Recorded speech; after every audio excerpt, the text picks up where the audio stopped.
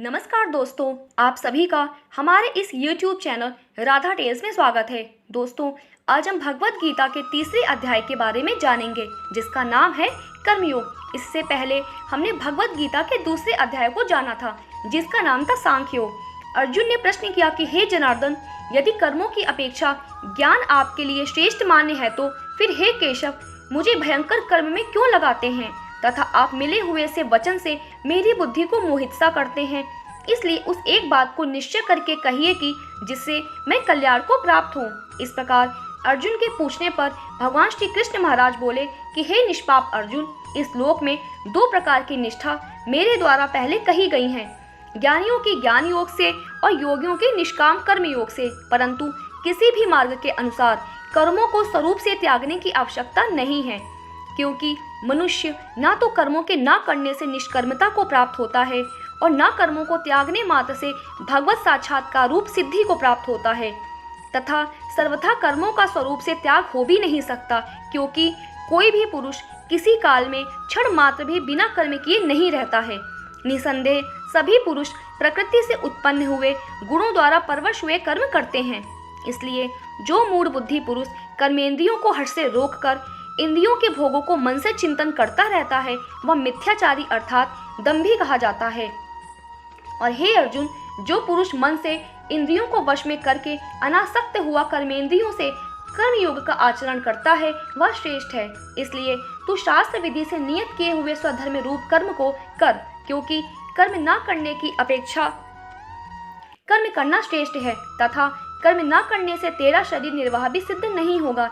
हे अर्जुन, बंधन के भय से भी कर्मों का त्याग करना योग्य नहीं है, क्योंकि यज्ञ अर्थात विष्णु के निमित्त किए हुए कर्म के सिवा अन्य कर्म में लगा हुआ ही यह मनुष्य कर्मों द्वारा बंधता है। इसलिए हे अर्जुन, आसक्ति से रहित हुआ उस परमेश्वर के निमित्त कर्म का भली प्रकार आचरण कर।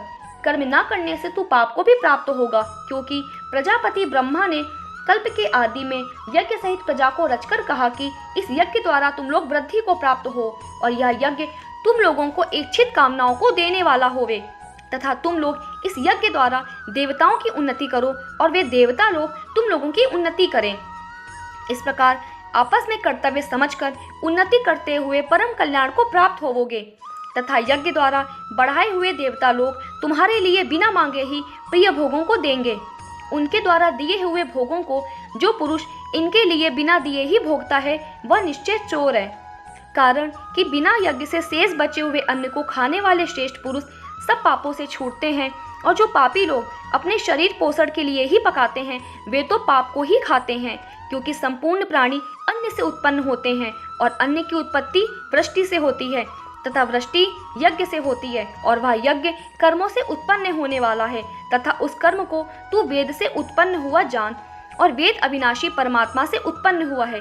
इससे सर्वव्यापी परम अक्षर परमात्मा सदा ही यज्ञ में प्रतिष्ठित है।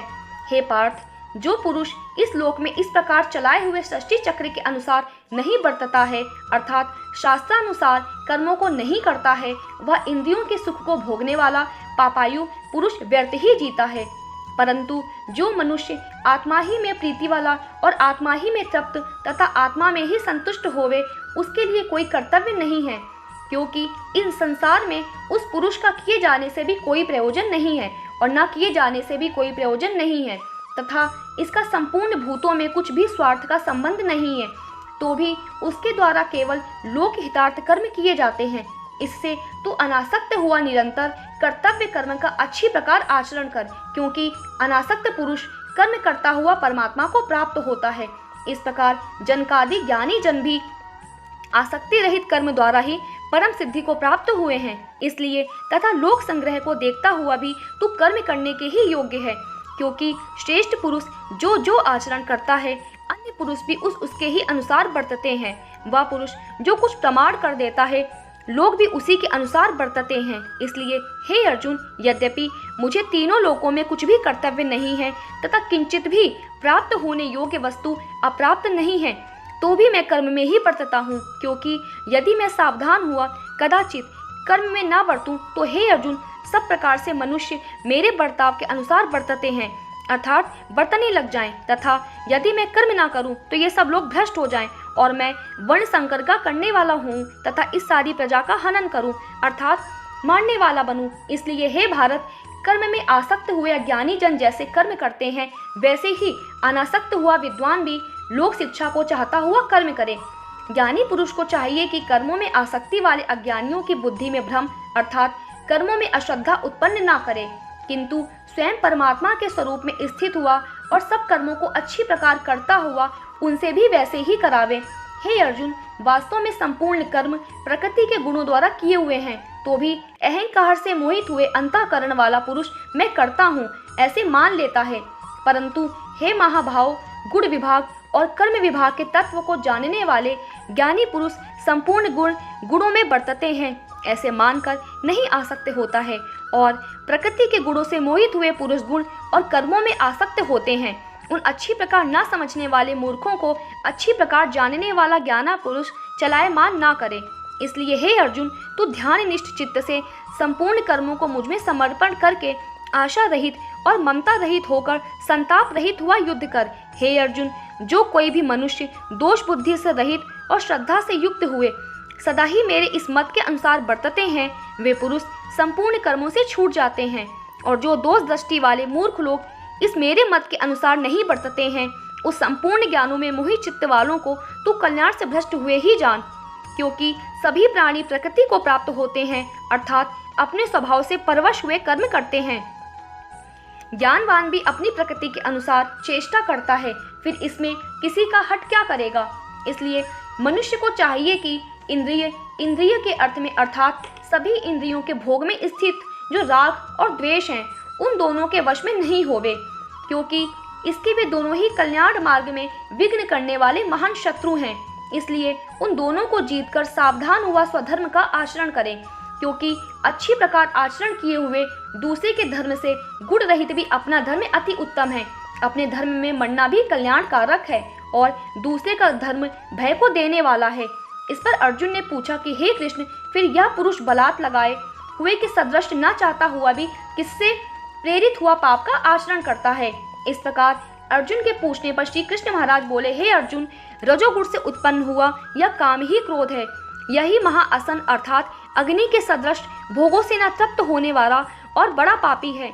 इस विषय में इसको ही तू वैरी जान। जैसे धुएं से अग्नि और मन से दर्पण ढका जाता है तथा जैसे जेर से गर्भ ढका हुआ है, वैसे ही उस काम के द्वारा यह ज्ञान ढका हुआ है। और हे अर्जुन, इस अग्नि सदृश न पूर्ण होने वाले काम रूप ज्ञानियों के नित्य वैरी से ज्ञान ढका हुआ है। इंद्रियां, मन और बुद्धि इस काम के वास स्थान कहे जाते हैं, और यह काम इन मन, बुद्धि और इंद्रियों द्वारा ही ज्ञान को आच्छादित करके इस जीवात्मा को मोहित करता है। इसलिए हे अर्जुन, तू पहले इंद्रियों को वश में करके ज्ञान और विज्ञान के नाश करने वाले इस काम पापी को निश्चय पूर्वक मार। और यदि तू समझे कि इंद्रियों को रोककर काम रूप वैरी को मारने की मेरी शक्ति नहीं है, तो तेरी यह भूल है, क्योंकि इस शरीर से तो इंद्रियों को परे श्रेष्ठ, बलवान और सूक्ष्म कहते हैं, और इंद्रियों से परे मन है, और मन से भी परे बुद्धि है, और जो बुद्धि से भी अत्यंत परे है वह आत्मा है। इस प्रकार बुद्धि से परे अर्थात सूक्ष्म तथा सभी प्रकार बलवान और श्रेष्ठ अपने आत्मा को जानकर और बुद्धि के द्वारा मन को वश में करके हे महाभाव, अपनी शक्ति को समझकर इस दुर्जय काम रूप शत्रु को मार। दोस्तों, उम्मीद करती हूँ आपको ये वीडियो पसंद आया होगा। अगर वीडियो पसंद आया है तो वीडियो को लाइक करिए, दोस्तों के साथ शेयर करिए, और चैनल पे नए हैं तो इस चैनल को सब्सक्राइब करिए। आप सभी का वीडियो के अंत तक बने रहने के लिए बहुत बहुत धन्यवाद।